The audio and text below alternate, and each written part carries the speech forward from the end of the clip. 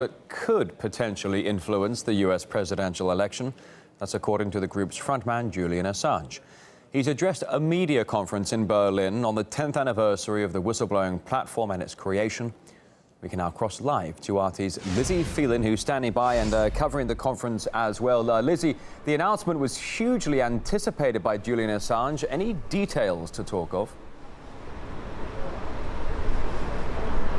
Right, well, as you said, that was what everybody was anticipating, that there would be this announcement by the WikiLeaks boss, Julian Assange, with revelations that were rumored to be damaging to Hillary Clinton's election campaign. Nothing specific so far, but he did say that between now and November the 8th, WikiLeaks would be releasing a series of documents. Let's take a quick listen to what he had to say.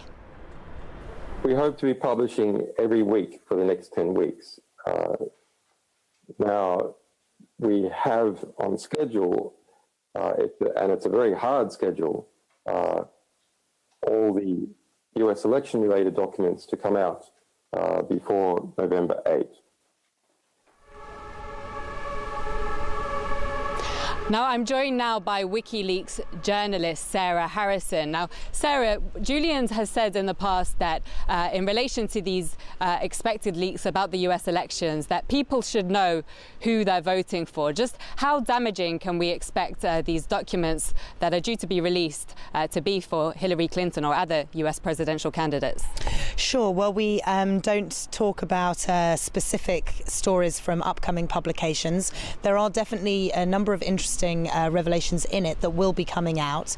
And yes, we very much believe our work is about informing the public and ensuring that they have access to that information so they can understand the world around them. And that, of course, includes their leaders. And being able to elect a leader, fully understanding how they operate is, we believe, very important. Now, yesterday, Julian was due to make an announcement supposedly about these leaks from the balcony of the Ecuadorian Assembly. He cancelled that, citing security concerns. Now, I understand that you can't elaborate on what exactly the threat was, but can you tell us a little bit about what it's like working under the kind of pressures that you do? Yeah, it is something that we've had to get used to at this organisation. Ever since I joined in 2010, we have been subject to surveillance. It has heightened as time has gone on, and Julian is in a very difficult situation where he's in a very small place in one building that is surrounded by surveillance, some overt, some covert, and it is clearly a constant presence.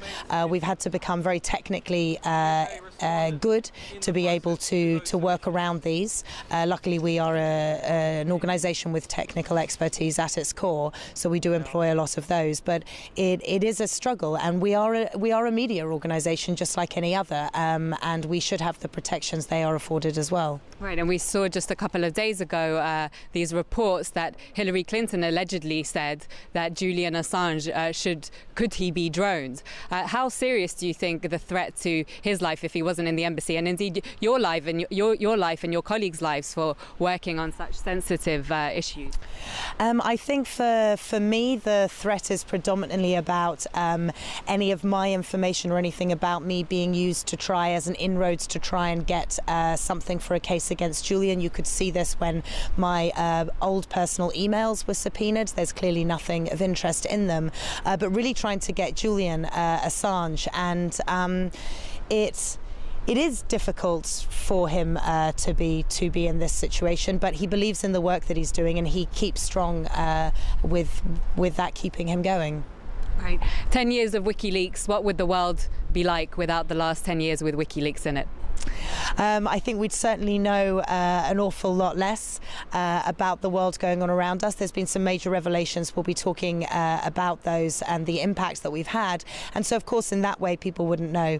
But I think for me, the most interesting thing has been not just the documents themselves, but the reactions to those. And also the best, something I'm very proud of, is the public's expectation of their access to the original documents, not just something filtered and put into context, supposedly by journalists, but actually the document being available to them and in large quantities. And this has now become an expectation from the public to the media and their governments. Thank you, Sarah. It's been an amazing 10 years, 10 million documents released over the last 10 years. And if WikiLeaks manages to survive for another 10, I'm sure they will have just as huge an impact on the world as it has over the last 10 years already.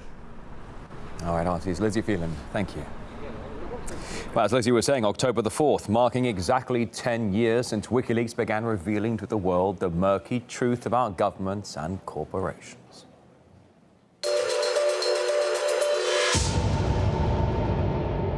If it wasn't for WikiLeaks, the world might never have learned the true records of the wars in Iraq and Afghanistan. The drafts of controversial trade agreements would likely have remained secret, and Germany would still be unaware that its ally America was listening to Chancellor Merkel's phone calls. Here's a closer look at the site's most well-known leaks. It unveiled a classified US military video showing the indiscriminate killing of unarmed civilians, including 2 journalists. Light them all up. 002 traffic, 260. Come on, fire. Yeah, I got him. I put 2 rounds near him, and you guys are shooting over there too, so we'll see. It's time that the Obama administration treats WikiLeaks for what it is, a terrorist organization whose continued operation threatens our security. Shut it down. And Julian Assange is engaged in terrorism. He should be treated as an enemy combatant. WikiLeaks should be closed down permanently and decisively.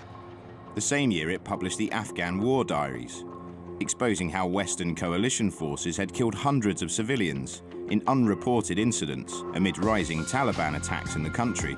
This disclosure is not just an attack on America's foreign policy interests.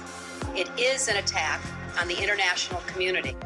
In 2011, whistleblowers shocked the world with thousands of documents detailing the gruesome and inhumane treatment of Guantanamo inmates. It emerged that dozens of prisoners were being held illegally, while others were tortured during interrogations. Moving forward to last year, and the NSA files proving that the US intelligence agency had been spying on Washington's allies. Documents explained how America had carried out surveillance on French presidents, and how Germany had assisted in snooping on European citizens and companies. Throwing a spanner in the works of this year's US presidential race, WikiLeaks released nearly 20,000 emails from the Democratic National Committee, with communications suggesting the Democrats had conspired to end Bernie Sanders' chance of winning the party's nomination. More than 10 million documents have been leaked to date, embarrassing individuals and cornering national administrations. WikiLeaks has changed